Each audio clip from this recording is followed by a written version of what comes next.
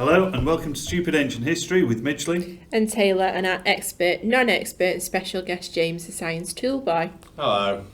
As always, we're wearing togas, our kylixes are full, and today we're going to look at Xerxes' preparations for war.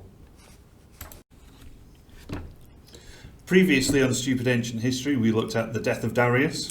And also the fact that he never did forget those Athenians. No, he didn't. We also looked at the way in which Xerxes came to take the throne of Persia and how this not so straight succession was sorted out.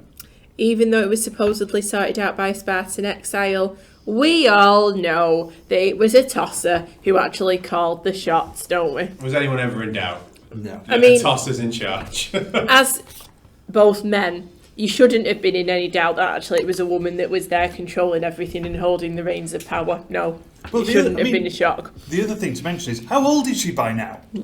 Is she ever going to die? This is Cyrus's daughter, don't forget. She's been knocking about forever. Well, this is also why I was asking how old Xerxes is, because if his dad was 63, I know kings may philander and stuff and have sons, but if it was a legitimate son with second wife with a tosser, you'd think Xerxes has to be quite old as well. But don't forget, women do live longer than men. This is true. Certainly in a tosser's case. Yeah. She lives longer than anyone has ever lived. I wouldn't be surprised if she's still alive. Tosser, if you're out there, send us a line. Do we know if she was actually still alive, or is Herodotus just... No, we do know she was still alive. Okay. There's lots of other sources that talk about her.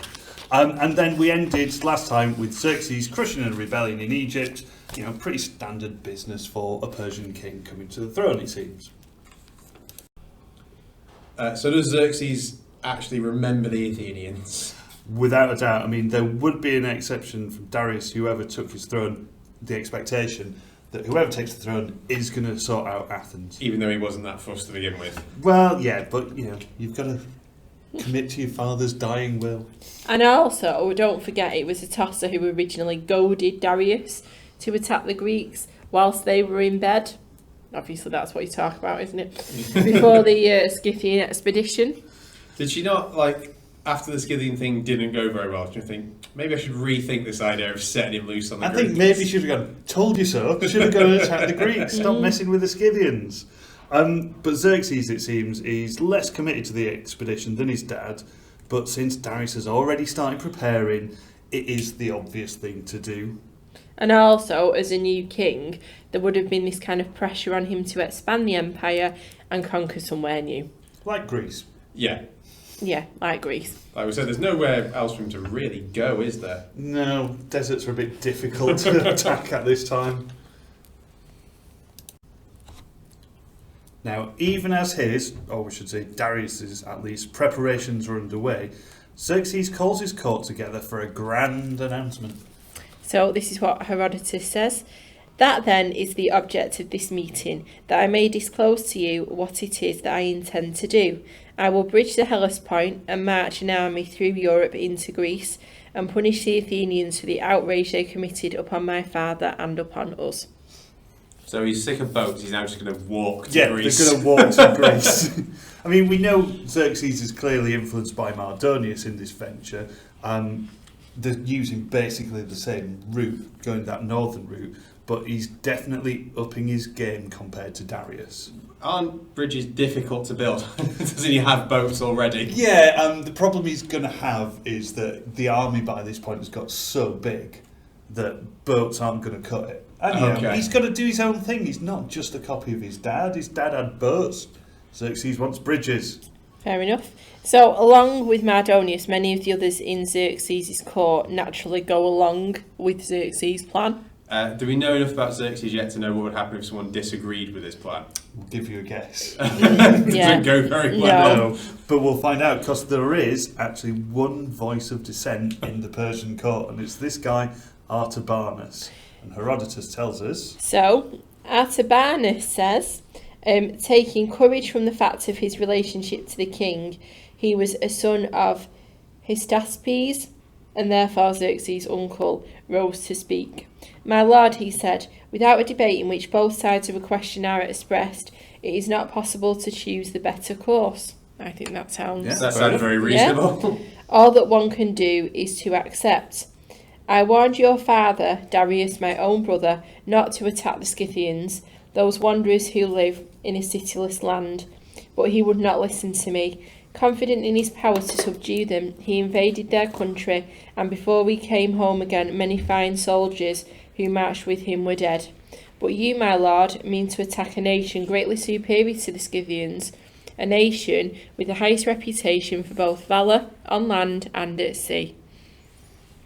So he's basically saying it's not perhaps the best idea to kick off the Greeks. He's also sticking a bit of, well, I told you dad beforehand, and Yeah. he didn't listen to me, and I told him, and I'm telling you. But there's a bit of Greek propaganda in there Yes. as well. It's like, these are the people with the greatest reputation of all. So is he talking about Greeks in general or Athenians here? Greeks in general, Okay. I think. But either way, brave chap. So just in case Xerxes missed the point in all of that, Artabanus then reiterates with the following line. I urge you, therefore, to abandon this plan. Take my advice, and do not run any such terrible risk when there is no necessity to do so. Break up this conference, turn the matter over quietly by yourself, and then when you think fit, announce your decision.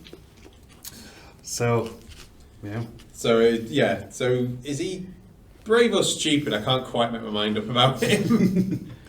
Well, we'll see. I mean, naturally, after such public sniping, Xerxes lays into Artabanus. So this is like in public. This Oh, is yeah, like yeah. a small council meeting. Or Yeah, anything no, like this is big, grand Persian court. Right. Okay. So he lays into Artabanus verbally. So, yeah, he says, Xerxes was exceedingly angry. Artabanus, he replied, you are my father's brother, and that alone saves you from paying the price your empty and ridiculous speech deserves. Ooh. Oh, a bit of shade there.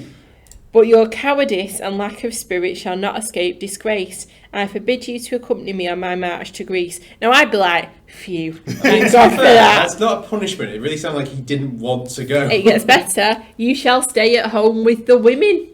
Oh no! I'd be like, yeah, that's fine. I'll do your wife as well whilst you're away. Oh my God! I'm pretty sure that's not what was going to happen. So It's more like being sent to your room without any tea. it's not. It's just stupid punishment. Like, oh, I don't think this is a good idea to go to Greece. Right, you don't get to go to Greece. Like, oh no!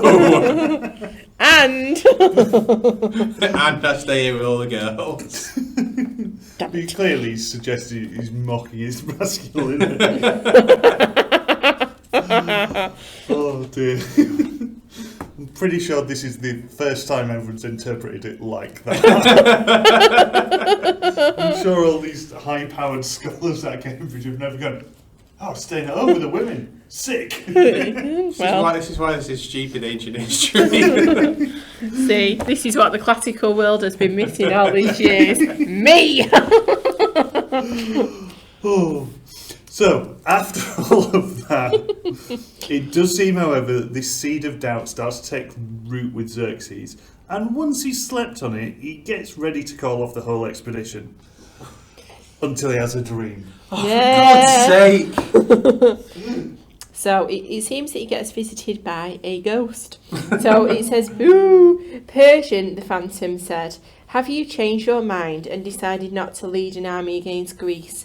In spite of your proclamation to your subjects that troops should be raised, you are wrong to change, and there is one here who will not forgive you for doing so." I wonder who that could be. Is it a tosser? It's not a talk. She's not dead yet. Oh, sorry. It's Darius. Darius. Oh, right. When he said here, I thought he meant like No, in the, Xerxes there. no, in the afterlife. Ah, In the okay. ether. God.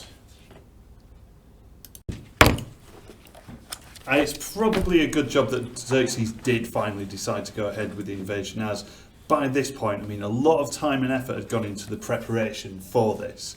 And Herodotus gives us a suitably dramatic description of what was to come. So he says the army was indeed far greater than any other of which we know. It dwarfed the army Darius commanded on his Scythian campaign.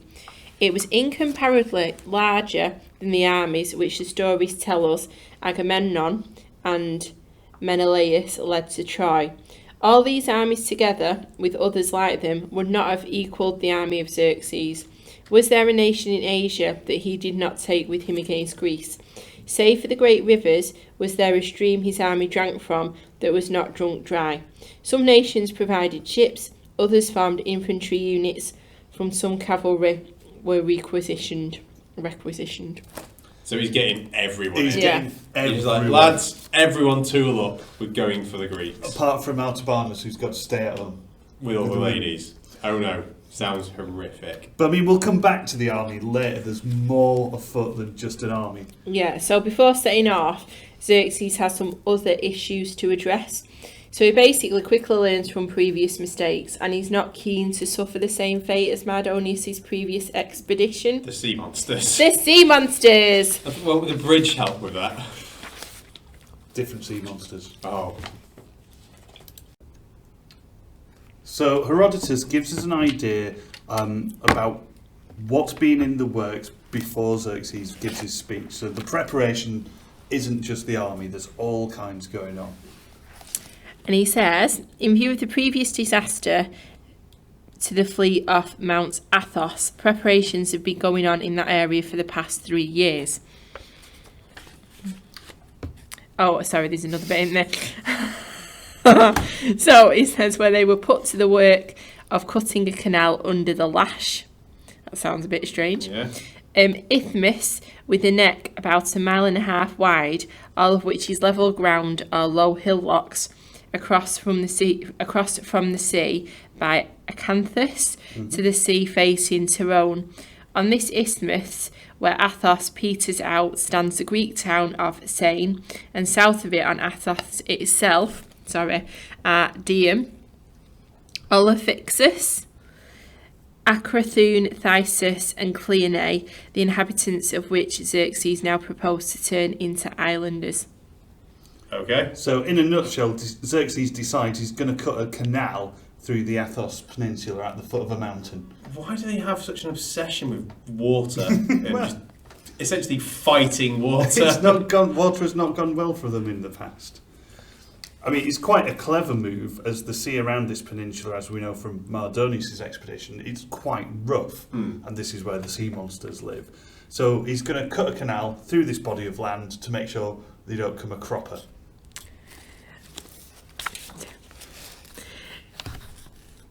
Right, and any attempt to kind of attack Greece would require a navy as well as a land force. So I thought you said so he is taking a navy. It's not just a. He's got to take a navy. He's just as well. not shipping his troops there by boat. No, the navy goes separately. Right. Okay. Follows on. So obviously Herodotus gives us this lengthy description of how the canal is dug. He suggests it's done, like we said, under the lash. So the idea is they're being whipped to dig this canal. It's not a massive eyelash. No. So they're under the lash. So he comes across as a bit of a tyrant in having this massive canal dug. But again, is this because he's Greek and they're on the way to invade Greece? Yeah, it's a bit of propaganda in there. And even, Herodotus aside, obviously chopping through a whole peninsula is a significant feat of engineering, isn't it? Yeah. Especially without machines. Yeah. Did it succeed? Or is it still there? Then it's not still there, but there are remnants of it, so he did cut through this massive peninsula. Doesn't do things by halves. So, and then there's also the issue of kind of crossing the Hellespont. Is this where he was going to build the bridge? Yeah, so it's the smallest body of water between Greece and Persia, but with an army so big, crossing by boat is obviously not a very good idea. No, it'll take forever. Right, okay. So, as some of his people are digging this massive canal, others are busy building a pontoon bridge across the Hellespont. So, think of it similar to building a bridge across the English Channel. Similar sized body of water. Okay. And wasn't that something that has been proposed in the past, and then it's always been kind of poo-pooed because it's a ridiculously difficult... Bridging the Hellespont or bridging the English Channel? The English Channel. Yeah, but I mean, this is Xerxes. If he wants it, Ahura Mazda will make sure it happens. Yeah, but is that actually what happens? Well, it starts off well, but sadly things don't necessarily go Xerxes' way, as Herodotus points out. So he says the work was successfully completed, but a subsequent storm of great violence smashed it up and carried everything away. That would be so annoying. You'd be so angry. I really hope it's like the day after they finished it. You'd be like, where were you, horror master? Where were you? You wouldn't be happy, would you? So Xerxes was very angry when he learned of the disaster, not surprised, and gave orders that the Hellespont should receive 300 lashes and a pair of fetters thrown into it. So he's just hitting water and littering is basically. Well, to be fair, I mean, There's more. at least he's not doing it to a person, because you'd be really angry, wouldn't you? That would serve a purpose, though. Yeah, but it's showing that he's nice. He's only hitting the sea. He's not beating somebody up. So I have heard before now that he has also sent people to brand it with hot irons. That will have obviously gone down well. He certainly instructed the men with the whips to utter as they wielded them the barbarous and presumptuous words, "You salt and bitter stream, your master lays this punishment upon you for injuring him, who never injured you, but Xerxes the king will crush you, with or without your permission." Do you think they all were asked to wee in the sea as well? It's like It'd a be final just as kind useless of... as whatever. So it said pokers or whatever. Yeah, hot irons, because they work really well in cold water. Famously, like when you're forging, you quench hot iron in water, so it would do nothing. Along with the whipping of the sea and throwing some manacles in, throwing some chains in, just for good measure.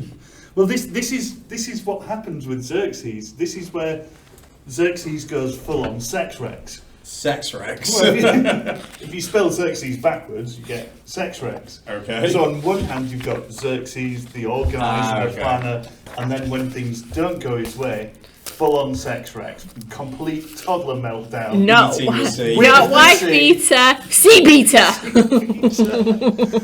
Beats the sea, curses it, tells it he's gonna cross it anyway.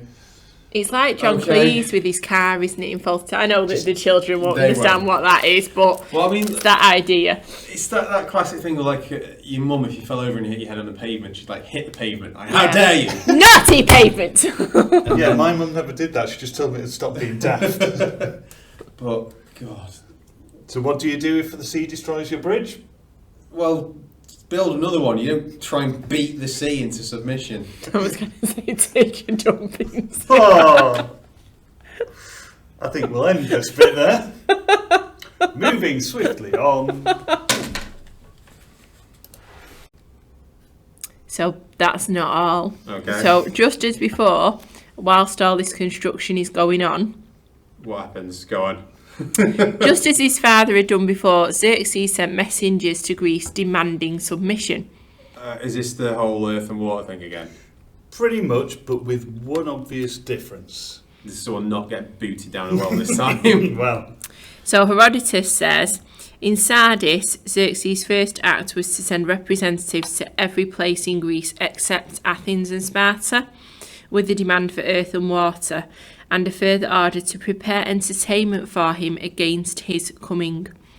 Okay, so I'm on my way. Submit and entertain me.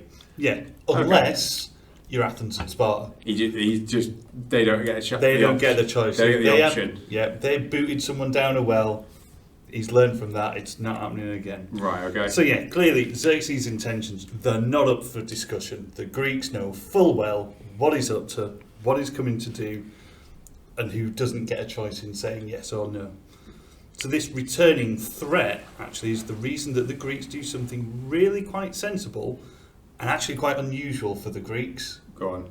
So they formed something called the Hellenic League, which is an alliance of Greek cities who are to oppose the invasion, mainly led by an alliance of Athens and Sparta. So It's a bit like a war council, isn't it, I suppose? Yeah. So they're not. So they are completely different city-states at this Yeah. point.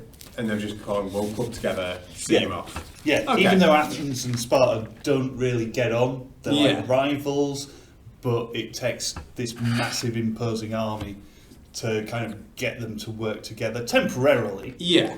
How comparatively massive is Xerxes' army? Massive. Yeah. Just massive. If they didn't club together, is there just no way they could really stop him? Even if they did club together, Right, it's okay. not looking good. So if they've had the chance to form this Hellenic League, they definitely know he's on their way. Yeah, they certainly have a good idea that he's probably coming. So there's a suggestion that the Hellenic League sent spies to Persia, but the spies were caught. Okay.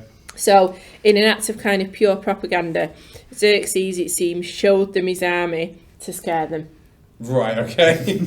So they could go back. Is that the idea? Yeah, Herodotus claims that the whole force, not including the navy, by the way, just the land force, was about 1.7 million men. That is ridiculous. How much do we believe that? Well, and then with the navy included, he reckons the full total will be about 2.6 million men.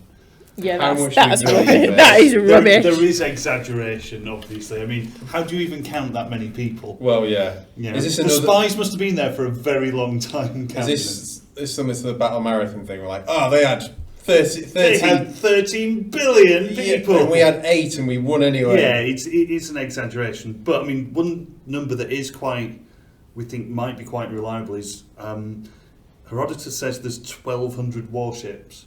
Okay. And counting warships is probably more reliable than counting men because you can count them quite easily as they sail out of a harbour. What you can't tell, though, is whether they're all fully manned. Right. So it could be that some ships are pulling others, and so you can count the ships, but not necessarily the men. But yeah, it's a vast army. But I think Herodotus is maybe overselling it a little bit by the sounds of it. Yeah, and the other thing is, they're probably going to see them coming, aren't they? If they're they've got not that going many to sneak people. up on them. Surprise! 2.6 million men just all appear. hidden behind one tree. Oh, I thought they were goats. No. Do we know about what the population of Greece and Persia are at this point? Probably less. Yeah, I'm about to say. So, and in order to actually get to Greece, Xerxes had organised huge supply stations to be built kind of throughout Thrace and Macedonia. Okay. Because it's quite a walk, there's a lot of them. Yeah.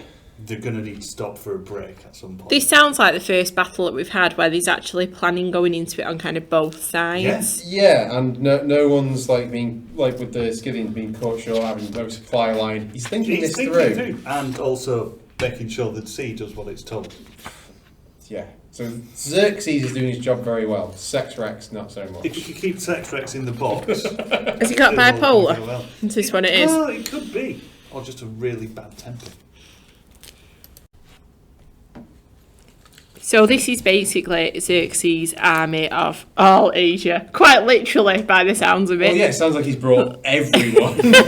And their dog, yes. Yeah. So it's that, but it's also because of the wide variety of soldiers and the people that he brought with him from all over the different parts of his empire as well. Okay, so it's not just like mainland Persia kind of. It's everyone. Everyone. Literally everyone.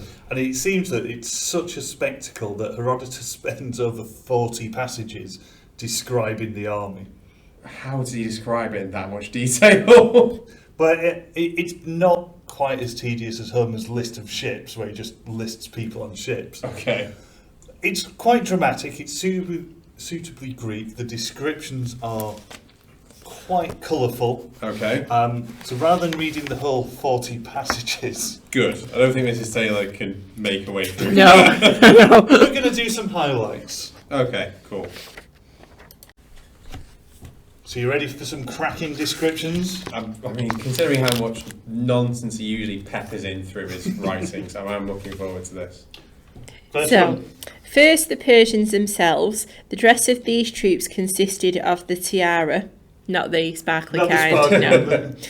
If you were. Yeah, it would be our soft felt cap, embroidered tunic with sleeves, a coat of mail looking like the scales of a fish, and trousers. For arms they carried large wicker shields, quivers slung below them, short spears, powerful bows with cane arrows, and daggers swinging from belts beside the right thigh. So that's kind of how you describe the Immortals. That's the Immortals, yeah, right, that's the same guys. Wicker shields, colourful pyjamas. I like the way he points out, and trousers. I know. Dear God. Who's up next? So the Assyrians are next. Okay. So it says the Assyrians were equipped with bronze helmets made in a complicated barbarian way, which is hard to describe. And he just was he either drunk or he just got tired. He was like, "Oh, I can't be bothered with that bit." I mean, I know I'm a writer, but that's really hard to describe, so I'm not doing it. Shields, spears, daggers like the Egyptian ones, wooden clubs studded with iron, and linen corselets. What's a corselet? It's like a tunic. Okay. Complicated helmets. Yeah, complicated barbarian style helmets. Absolutely. Then we've got the Caspians and the Saracens. So where are we? There we go. Brightly coloured clothes and high boots reaching to the knee. Oh, they sound nice. I'd be one of them. Leather boots. They were equipped with leather jackets, bows, and daggers. I would be Sounds one like of being those. attacked by the cast of Greece. Yeah, I would be a Caspian, definitely, or a Saracen. Right, next ones we've got the Ethiopians. Well, these sound good though as well. So these have got leopard skins and iron and lion skins, carried long bows made of palm wood, as much as 6 feet long, which were used to shoot small cane arrows tipped not with iron but with stone worked to a fine point, like the stone they use for engraving seals. They also had spears with spearheads of antelope horn and knotted clubs. When going to battle, they smeared half their bodies with chalk and half with vermilion. It's vermilion red, isn't it? Yeah. So they paint half of themselves white and half of themselves red. Cool. And they'd have some animal skins on there as well. Leopard. Yeah. Yeah, I've got a pawn shop for a leopard print. The Eastern Ethiopians, for there were 2 sorts of Ethiopians in the army, served with the Indians. These were just like the Southern Ethiopians, except for their language and their hair. Their hair is straight, while that of the Ethiopians in Libya is the crispiest and curliest in the world. They've used too much hair mousse. That's what happens. So the equipment of the Ethiopians from Asia was in most respects like the Indian, except that they wore headdresses consisting of horses' scalps, stripped off with the ears and mane attached. The ears were made to stand erect and the mane served as a crest. For shields they used the skins of cranes. I like the sound of the other Ethiopians The more. crispiest Yeah. of hair. Yeah. Skins of cranes. That's a bird. Yeah. Yeah, that's a bit Not- odd. I mean, all these descriptions, they are a little dramatic and a bit fanciful. The complicated barbarian That's helmet. impossible to describe. There is one more though. Oh, another. Yeah, we've got another. So we've got the Marians, who wore the peculiar plaited helmets of their country and were armed with little leather shields and javelins. The Colchians had wooden helmets, small shields made of rawhide, short spears and swords. Plaited helmets. I don't know how you... Like hair? Maybe it's... know. maybe. It's still a bit of a damp squib to finish on after you've just described the guys with Crispy hair. leather boots and The leopard print. leopard print, and then the other ones with crane print, crane skin. Skin shields. Yeah. I mean, yeah, it is dramatic and it is a bit of an exaggeration, but it gives us this idea of the Greeks. You can almost see the Greeks looking at these people going, what is that? Yeah, Who's coming? Oh, let me describe them. How? it's a complete exaggeration. But also, you kind of imagine, don't you, if that army's walking towards you, you think of an army and you think of them all looking quite uniform and terrifying. You think of that lot. They probably did look terrifying, but all of them coming towards you, you'd be like, what the? Why has that guy got an horse's head on his hat? Why has he got a plait on his helmet? It's like, why is that one red? What's going on? I was just about to ask, because you just described how massively varied this army is. You described at the marathon one how the Greeks had to do their shields, their spears. Do all Greeks fight the same way? That's not just an Athenian way of fighting. It's pretty standard. Greece, in terms of their armies, are pretty standard. They look the same. They do basically the same thing. They've certainly never come across a half red, half white guy with crispy hair, followed by the leopard print brigade. And also, it's like trying to work out what that guy's helmet looks like. That's a distraction technique. Describe it to me. I can't. It's too much. Which ones are coming? The ones with the hats. But yeah, it is an exaggeration. But I mean, what's interesting is we do have other accounts that we'll dig out later in the series. Of this vast army, particularly from a guy called Aeschylus, who echoes this vast and terrible army. But we've got to think that Aeschylus is worse than Herodotus. How worse? Well, Aeschylus is a dramatist. He's a playwright. Right. Okay. He's a veteran of the Persian wars.